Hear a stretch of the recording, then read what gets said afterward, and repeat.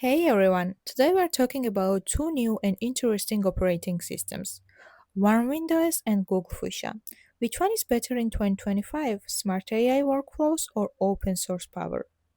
Warmwind OS is a newer system focused on AI powered tools. It helps you work faster by using AI for things like writing, organizing tasks, or even editing files. Think of it like an assistant built into your computer. It's great for creators, students, and anyone who wants a smarter workflow. Google Fuchsia, on the other hand, is made by Google, but it's open source and not based on Linux. It uses a brand new core called Zircon, built to be fast and safe on phones, tablets, and PCs.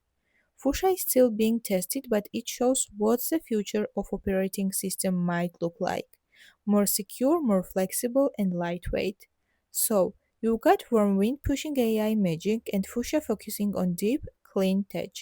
So, which one should you watch in 2025? Warmwind OS if you want a smart assistant inside your computer and love productivity, Google Fuchsia if you believe in open source systems and want to try something fresh and secure.